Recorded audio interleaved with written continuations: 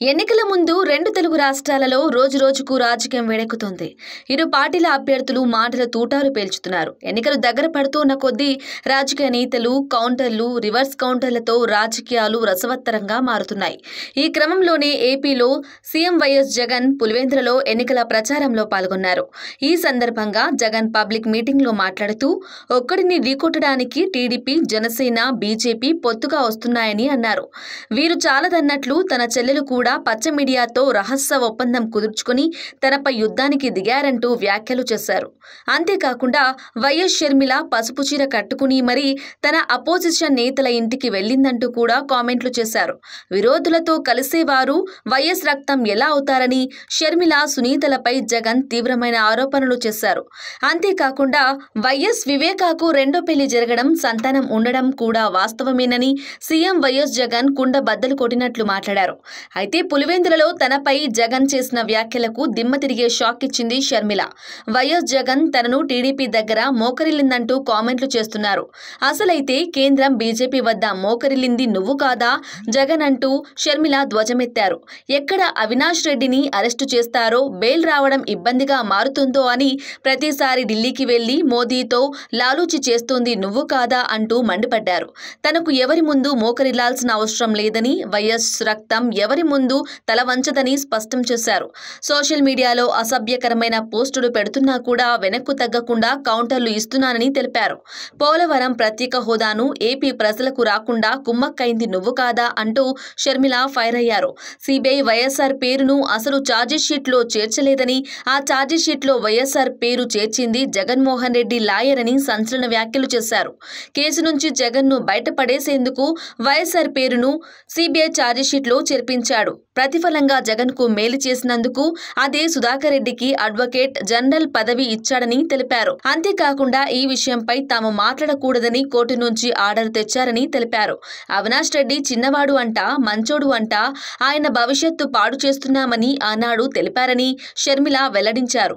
అవినాష్ రెడ్డిని ఎంపీగా నిలబెట్టినప్పుడు మేము ఎదురు చెప్పలేదని, వివేక వద్దు అని చెప్పినా తాము ఎప్పుడూ కాదనలేదని తెలిపారు. వివేక హత్య రోజు మేము అవినాష్ రెడ్డి నిందితుడు అని చెప్పలేదు. మాకు అవినాష్ రెడ్డి భవిష్యత్ పాడు చేసే అవసరం లేదని షర్మిల స్పష్టం చేశారు. ఎందుకు అవినాష్ రెడ్డిని జగన్ నమ్ముతున్నారు? మీకు దేవుడు ఇంగితం ఇవ్వలేదా? ఆలోచన శక్తి లేదా?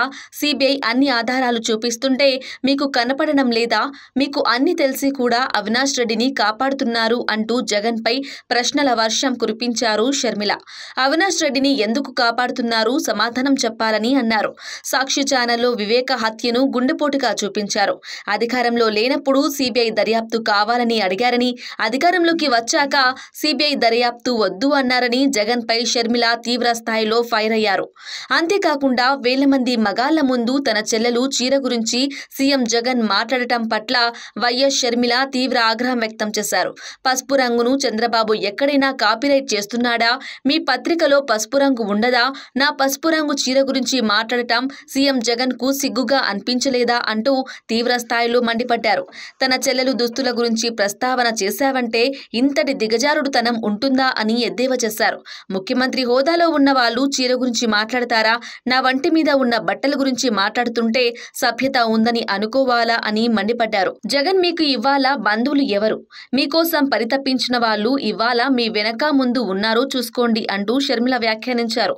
జగన్ రెడ్డితో చెల్లెలు ఎవరూ లేరని, వైఎస్ఆర్ ను తిట్టిన రోజా, రజని ఇప్పుడు జగన్ కి చెల్లెళ్ళు అని తెలిపారు. అసెంబ్లీ వేదికగా వైఎస్ఆర్ ను తిట్టిన వాళ్ళు ఈయనకు బంధువులని తెలిపారు. జగన్మోహన్ రెడ్డి గారు ముఖ్యమంత్రి స్థాయిలో ఉన్నవాడు ఏం మాట్లాడుతున్నారు? ఇలా బహిరంగ సభ పెట్టి వేల కొద్ది మగవాళ్ళు ఉన్నారు ఆ సభలో, మాట్లాడుతున్నది సొంత చెల్లెలు గురించి అని కూడా ఇంగితం లేకుండా నేను వేసుకున్న నా ఒంటి మీద ఉన్న బట్టల గురించి జగన్మోహన్ రెడ్డి గారు ప్రస్తావించారు అంటే ఎంత దిగజారుడు రాజకీయాలు చేస్తున్నారు వీళ్ళు. ఏం అవసరం ఉంది? నేను పచ్చ చీర కట్టుకున్నానట, దానికి జగన్మోహన్ రెడ్డి గారు చెప్తున్న మాట నేను చంద్రబాబుకు మోకరిల్లి ఆయన ఇచ్చిన స్క్రిప్ట్ మక్కీ బట్టి నేను మాట్లాడుతున్నానట. ఏం మాట్లాడుతున్నారు? పచ్చ చీర కట్టుకుంటే తప్పేముంది అని అడుగుతున్నాం. పచ్చ కలర్ ఏమైనా చంద్రబాబు గారు కొనుక్కున్నారా? ఏమన్నా కొనుక్కున్నారా? ఎంత కొనుక్కున్నారన్నా? చంద్రబాబు గారు ఏమైనా పేటెంట్ రైటా? పచ్చ కలర్ అంటే ఏమన్నా పసుపు కలర్ వాళ్ళదా?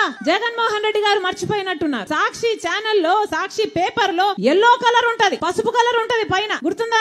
పసుపు కలర్ ఉంటది. దానికి రాజశేఖర్ రెడ్డి గారు ఆ రోజు చెప్పిన మాట ఏ తప్పేముంది? పసుపు అంటే మంగళకరమైన రంగు, అదేం టీడీపీ వాళ్ళ సొంతం కాదు అని ఆ రోజు రాజశేఖర రెడ్డి గారే సాక్షికి పసుపు రంగు పెట్టించారు. పసుపు అన్నది మన వంటల్లో కూడా వేసుకుంటామే, అది టీడీపీ ఎప్పుడు కొనుక్కుందన్నా? వాళ్ళ సొంతమా అది? నేను పసుపు చీర వేసుకున్నానట, దానికి ఒక ముఖ్యమంత్రి హోదాలో ఉన్నవారు ఇన్ని రోజులు సోషల్ మీడియాలో వాళ్ళ వైసీపీ మూకల చేత అయితేనేమి, వాళ్ళ కుక్క బిస్కెట్లు పడేస్తే దానికి ఆశపడ్డే పేడ్ ఆర్టిస్టుల చేత అయితేనేమి సోషల్ మీడియాలో నన్ను దూషించారు, తిట్టారు, అవమానించారు, బెదిరించారు, నానా రకాలుగా అవమానించారు. ఇదంతా సరిపోలేదని ఈ రోజు ముఖ్యమంత్రిగా ఉన్న జగన్మోహన్ రెడ్డి గారు మాట్లాడుతున్నది సొంత చెల్లెల గురించి అని కూడా ఆలోచించకుండా నా ఒంటి మీద ఉన్న బట్టల గురించి ఇంతమంది మగవాళ్ళ మధ్య మాట్లాడుతున్నారు అంటే వీళ్ళకు సభ్యత ఉందా, సంస్కారం ఉందా? ఏమి జరుగుతుందన్నా మన రాష్ట్రంలో ఒక్కసారి ఆలోచన చేయాల్సిన అవసరం లేదా? నేను మక్కీ కడుతున్నానంట, మక్కీ టు మక్కీ నేను చంద్రబాబు గారి స్క్రిప్ట్ తీసుకొని నేను మాట్లాడుతున్నానట. ఎవరన్నా మక్కీ టు మక్కీ స్క్రిప్ట్ చదివేది మీటింగ్లలో